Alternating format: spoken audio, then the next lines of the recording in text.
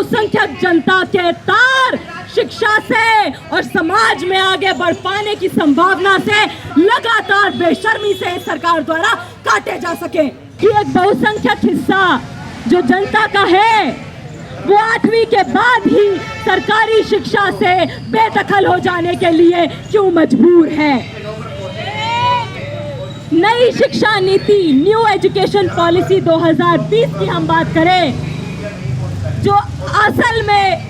एक national exclusion policy है, एक साफ तौर पर बहुसंख्यक जनता को सरकारी शिक्षा से बेदखल कर देने वाली नीति है। सवाल हमें उठाना पड़ेगा क्योंकि ये कोई एहसान नहीं है जो सरकार जनता पर करती है, ये जनता का वो अधिकार है जिसके लिए खुद बहुसंख्यक जनता अपनी जेब से पैसा देती है सरकार को। जो छात्र इस यूनिवर्सिटी में एडमिशन लेते हैं, देश के अलग अलग कोनों से आते हैं,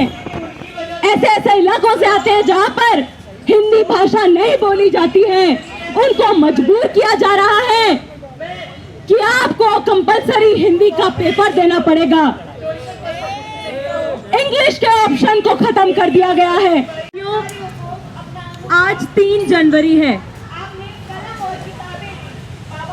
आज की हमारी जो शिक्षा व्यवस्था है उसकी हालत और त्रासदी का अंदाजा हम इस बात से लगा सकते हैं कि आज हमारे लिए 3 जनवरी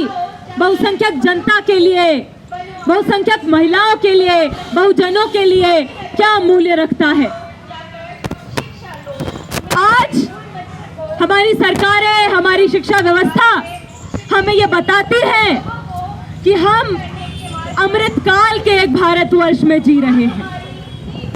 लेकिन आज से करीब 150 साल पहले की बात हम करें तो भारत में 19वीं शताब्दी में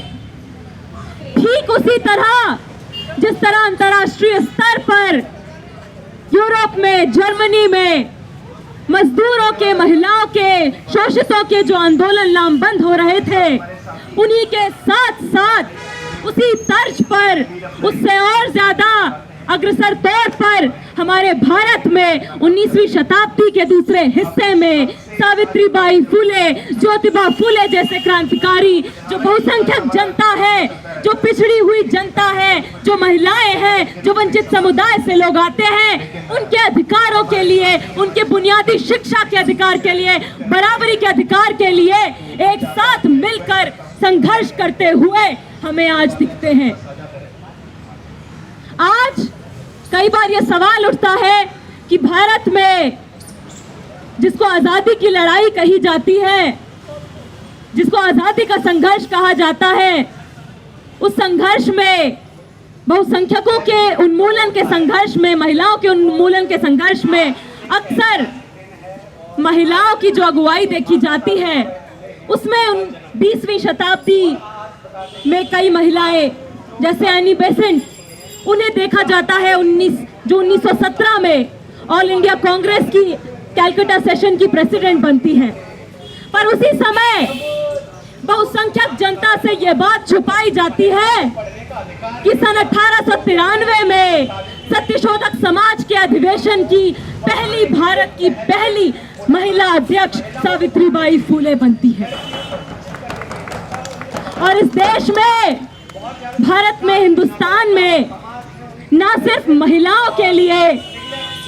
बल्कि इस समाज में जो बहुसंख्यक जनता है, जो पिछड़े समुदाय से आते हैं, पिछड़ी जातियों से आते हैं, वंचित समुदाय से आते हैं, उनके लिए बराबरी के अधिकार की बात करने वाली, उनके लिए बराबरी की शिक्षा के अधिकार को पुरजोर तौर पर, संगठित तौर पर आगे रखने वाली क्रांति ज्योति सावित्रीबाई फुले, भारत की पहली महिला शिक्षिका की आज 192वीं जन्म जयंती है। आज का दिन हमारे शिक्षा के आंदोलन में, हमारे समाज के लिए, जब हम एक आईना देखते हैं कि 19वीं शताब्दी से लेकर आज तक हम जो बहुसंख्यकों के आंदोलन की बात करते हैं, बराबरी के आंदोलन की बात करते हैं, हमारे समाज की तस्वीर की बात करते हैं तो वहां से लेकर आज कितने बदलाव हुए हैं, ये आज सावित्रीबाई फुले के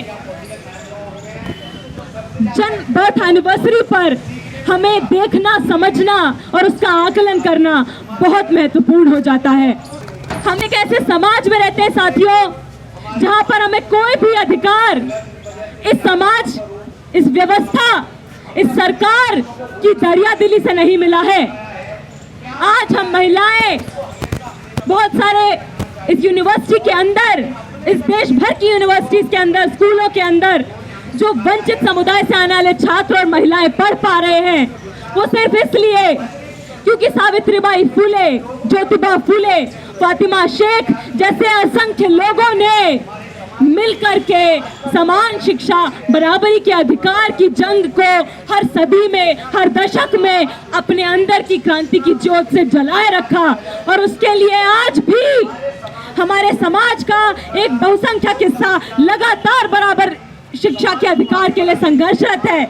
लेकिन दुख की बात है, त्रासदी की बात है कि कहने को एक अमृत वर्ष, एक अमृत काल के भारत में जिसमें हम जी रहे हैं, उसमें लगातार जो बहुसंख्यक जनता है वो ना सिर्फ सरकारी उच्च शिक्षा से बल्कि स्कूल के लेवल पर ही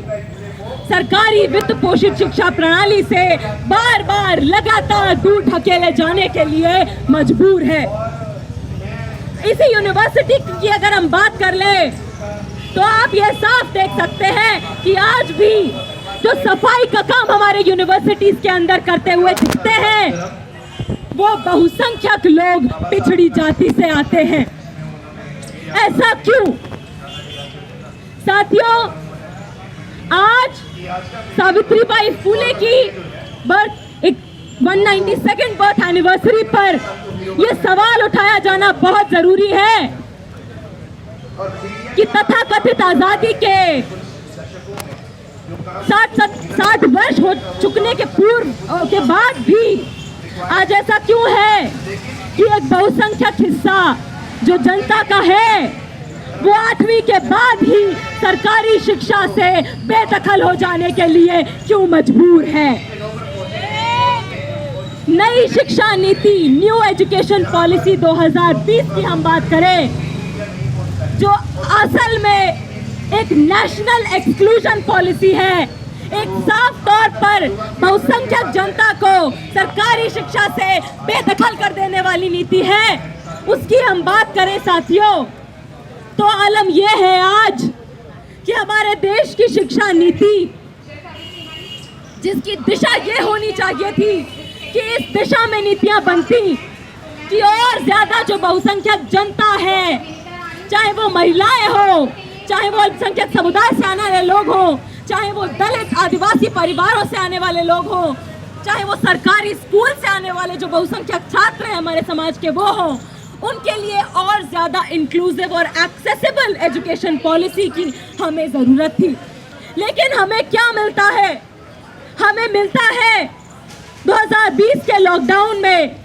आपदा में अवसर खोज कर पारित कर दी जाने वाली ये नेशनल एक्सक्लूजन पॉलिसी, जो सिर्फ और सिर्फ ये सुनिश्चित करने के लिए मौजूद है कि किस तरीके से समाज का एक छोटा सा जो अभिजात वर्ग है, केवल उसकी मिल्कियत, केवल उसकी पहुंच इन सरकारी उच्च शिक्षण संस्थानों तक, पब्लिक फंडेड हायर एजुकेशन तक, क्वालिटी एजुकेशन तक बनी रहे और बहुसंख्यक जनता के तार शिक्षा से और समाज में आगे बढ़ पाने की संभावना से लगातार बेशर्मी से इस सरकार द्वारा काटे जा सके। आज शिक्षा के नाम पर स्कूलों में, कौशल विकास के नाम पर गरीबों के बच्चों को, दलितों के बच्चों को जूते सिलना सिखाया जाता है,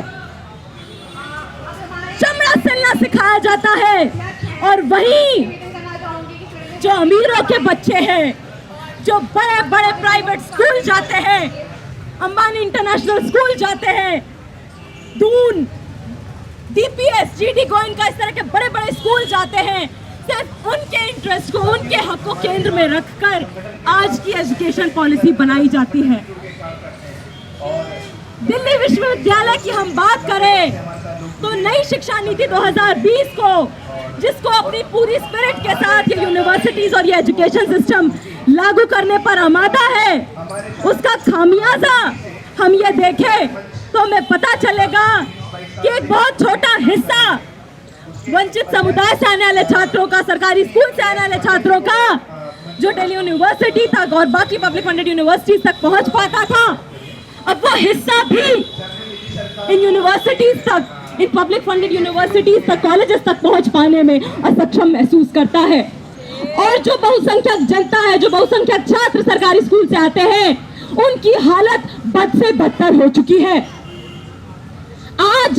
ये सरकारें हमें एक तस्वीर, एक झूठ बेचने की पूरी कोशिश करती हुई दिखाई पड़ती हैं कि अगर आपके पास जज्बा है,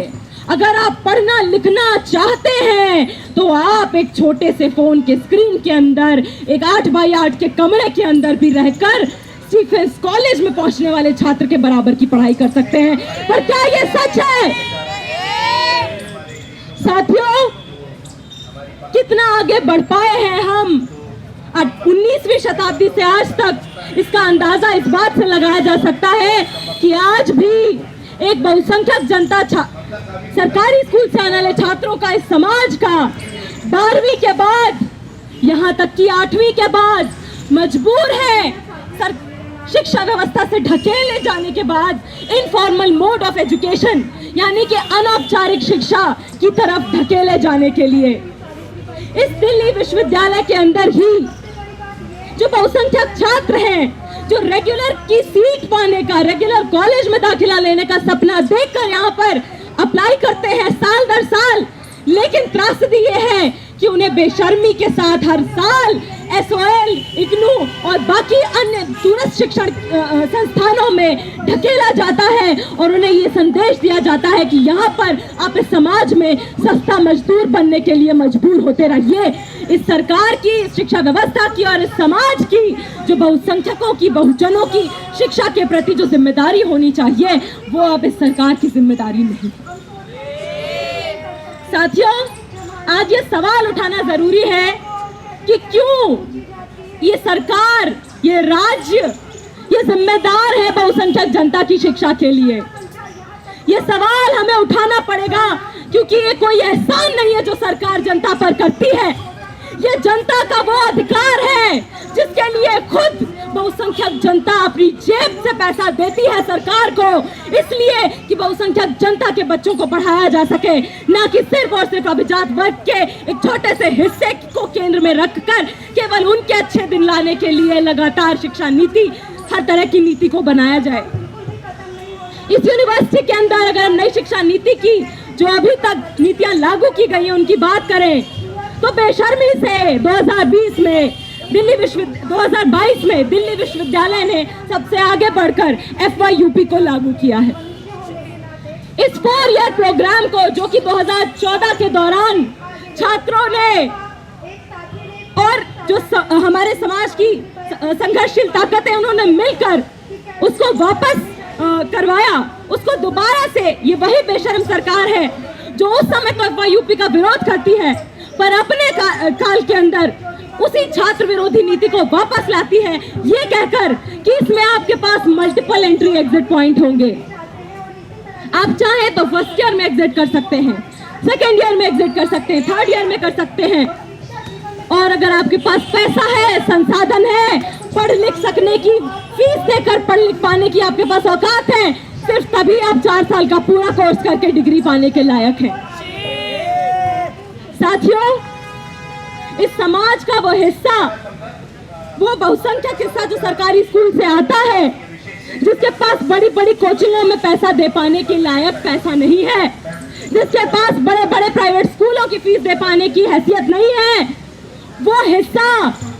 CUET के आने के बाद, FYUP के आने के बाद, लगातार फीस की जो बढ़ोतरी यहाँ पर चल रही है यूनिवर्सिटीज के अंदर, उसके बाद किस तरीके से सपना देखे बराबर शिक्षा का, बराबर अधिकार का, सम्मानजनक रोजगार का, सम्मानजनक बराबरी पर आधारित जीवन जी पाने का। इन यूनिवर्सिटीज के अंदर जो अभी तक यूजीसी से अनुदान यानी कि ग्रांट मिलता था यूनिवर्सिटीज को, जिसके कारण हम इन यूनिवर्सिटीज के अंदर एक हाईली सब्सिडाइज्ड एजुकेशन को एक्सेस कर पा रहे थे, उसका भी रास्ता नई शिक्षा नीति 2020 ने बंद कर दिया है। अब इन यूनिवर्सिटीज के अंदर इन यूनिवर्सिटीज को हायर एजुकेशन फंडिंग एजेंसी यानी कि हेफा से लोन के लिए अप्लाई करना पड़ रहा है, जिस लोन में 7% का इंटरेस्ट के साथ उस लोन को यूनिवर्सिटी को वापस चुकाना पड़ता है। यानी कि ये जो लोन यूनिवर्सिटीज ले रही है कॉलेजेस को चलाने के लिए, यूनिवर्सिटीज को चलाने के लिए, उसका खर्चा कौन भुगतेगा साथियों? उसका खर्चा भुगतेंगे ये वही छात्र जिनकी फीस आए दिन लगातार बढ़ाई जा रही है, जिनकी आए दिन शिक्षा की, बराबर शिक्षा की जो अधिकार है उनको काटा जा रहा है। आए दिन आप देख लीजिए किस तरीके की छात्र विरोधी नीतियों को हमने एडमिशन के दौरान ही देखा है। CUET की परीक्षा को कंडक्ट कराए जाने के दौरान किस तरीके के हमने दिक्कतों का सामना किया है, उसका नतीजा के तौर पर हम ये देख सकते हैं कि आज भी 5000 से ऊपर एक बड़ी संख्या में सीटें इस यूनिवर्सिटी के अंदर दाखिले की प्रक्रिया खत्म हो जाने के बावजूद खाली हैं। जो छात्र इस यूनिवर्सिटी में एडमिशन लेते हैं देश के अलग अलग कोनों से आते हैं, ऐसे इलाकों से आते हैं जहां पर हिंदी भाषा नहीं बोली जाती है, उनको मजबूर किया जा रहा है कि आपको कंपलसरी हिंदी का पेपर देना पड़ेगा। इंग्लिश के ऑप्शन को खत्म कर दिया गया है। जो किसी भी हमारे कोर्सेज के जो कोर सब्जेक्ट्स हुआ करते थे उनके क्रेडिट्स को घटा दिया गया है। उसके अलावा वैल्यू एडेड कोर्सेज के नाम पर साफ तौर पर हमारे जो अलग अलग पढ़ाई के कोर्सेज हैं उनके अंदर बाजार के प्रभावित जो स्टडी कोर्स मटेरियल होना चाहिए उसके इन्फ्लुएंस को घुसेड़ा जा रहा है। तो साथियों, हमें समझने की जरूरत है कि ये ग्रांट खत्म करके लोन का सैंक्शन करना, कॉलेजेस को स्वायत्त बनाना, ऑटोनॉमस बनाना और ऑटोनॉमी के नाम पर सरकारी शिक्षा संस्थानों को सरकारी वित्त पोषित प्रणाली से काट कर लगातार उनका निजीकरण करना, उनका अनौपचारीकरण करना, ये आखिर क्या बात कहता है? और बहुसंख्यक जनता के लिए ये किस चीज की ओर इशारा करता है? जैसे कि आज 3 जनवरी है और क्रांति ज्योति सावित्रीबाई फुले का आज उनकी जयंती है, तो इस दिन ये सवाल करना हमें जरूरी है कि ये सरकार और ये राज्य, ये यूनिवर्सिटीज, ये एजुकेशन सिस्टम, ये क्यों जिम्मेदार है हमें public funded subsidised equal education दिलाने के लिए? ये इसलिए जिम्मेदार है साथियों क्योंकि ये कोई अपनी जेब से हमारी शिक्षा के लिए सरकारें अपनी जेब से पैसा नहीं देती हैं। ये वही बहुसंख्यक जनता है जिनके माता पिता इन यूनिवर्सिटीज के अंदर सफाई का काम करते हैं, फैक्ट्रियों में दिन रात खटते हैं, ऑटो रिक्शा ड्राइवर की तरह काम करते हैं, 12-12, 14-14 घंटे फैक्ट्रियों में काम करते हैं, खेत मजदूर की तरह काम करते हैं, लेकिन उन्हीं के बच्चों को सरकारी स्कूल के आंगन के अंदर भी पहुंचने नहीं दिया जाता है या मार दिया जाता है इंदर मेघवाल की तरह। और 12वीं के बाद नई शिक्षा नीति लाकर, नई शिक्षा नीति जैसी सरकार गरीब छात्र विरोधी शिक्षा नीतियां लाकर लगातार सुनिश्चित किया जाता है कि किस तरीके से एक गैर बराबरी पर आधारित समाज को न सिर्फ रखा जा सके बल्कि आने वाले समय में और ज्यादा सुनिश्चित किया जाए कि केवल और केवल शिक्षा एक अभिजात वर्ग की मिल्कियत बनकर रह जाए। साथियों, आज क्रांति ज्योति सावित्रीबाई फुले की बर्थ एनिवर्सरी पर हम यहाँ पर इकट्ठा हुए सिर्फ इसलिए नहीं कि हम उनके संघर्षों को याद करें और समझें कि किन संघर्षों के नतीजे के तौर पर हम आज इन शिक्षण संस्थानों तक पहुंच पाए हैं, बल्कि साथ ही साथ हम इस बात का आकलन लगा पाए कि आज की जो समय की जो जमीनी संघर्ष है, आज के समय की जो लड़ाइयां लड़नी शेष हैं, जिन लड़ाइयों की हमें समाज में संगठित तौर पर जरूरत है, चाहे वो समान शिक्षा की लड़ाई हो, चाहे वो समान रोजगार की लड़ाई हो,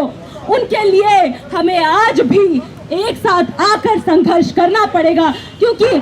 साथियों, हर शताब्दी में, हर दशक में, हर एज में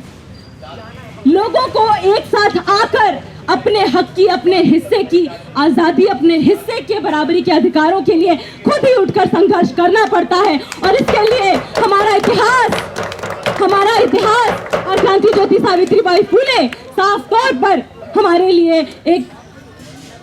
जोश की मशाल और मिसाल के तौर पर मौजूद है। तो साथियों, आप सब से हम अपील करते हैं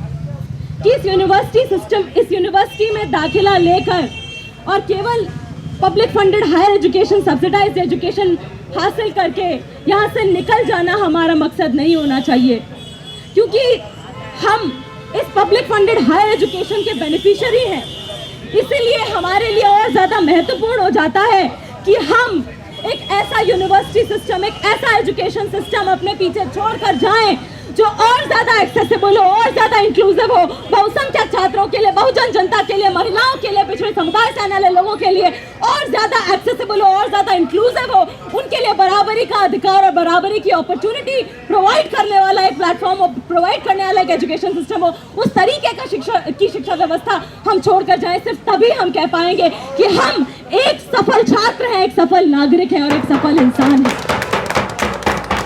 तो ये हो सकती है वो ये होगी कि आप हमारे साथ, KYS के साथ समाज में बराबर शिक्षा की जो लड़ाई है, जिसमें हम ये नारा देते हैं कि मालिक हो चाहे मजदूर का बच्चा हो, चाहे वो इस यूनिवर्सिटी के सफाई कर्मचारी का बच्चा हो, गार्ड का बच्चा हो, या फिर इस यूनिवर्सिटी के वाइस चांसलर का बच्चा हो, सभी को KG से लेकर PG तक बराबर शिक्षा का, समान शिक्षा का, सरकारी वित्त पोषित शिक्षा का, बराबरी का अधिकार मिल सके, उस संघर्ष में आपको हमारा साथ देना पड़ेगा।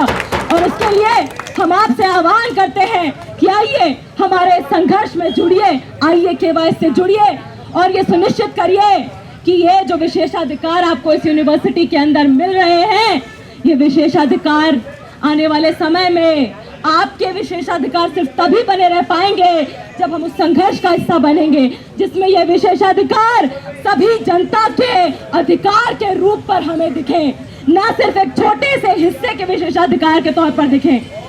हम अपने इन विशेषाधिकारों को तभी बनाए रख पाएंगे जब हम इस संगठित संघर्ष से जुड़ेंगे, जिसमें कि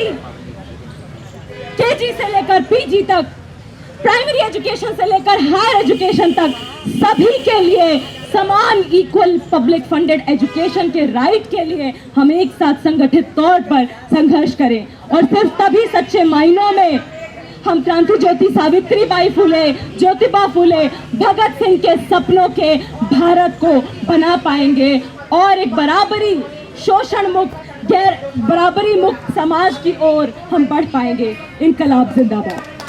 अगर आपने अभी तक हमारा चैनल सब्सक्राइब नहीं किया है तो सब्सक्राइब करें और घंटी का बटन बिल्कुल भी दबाना ना भूलें, ताकि सभी लेटेस्ट खबरें पहुंच सकें आप पे सबसे पहले।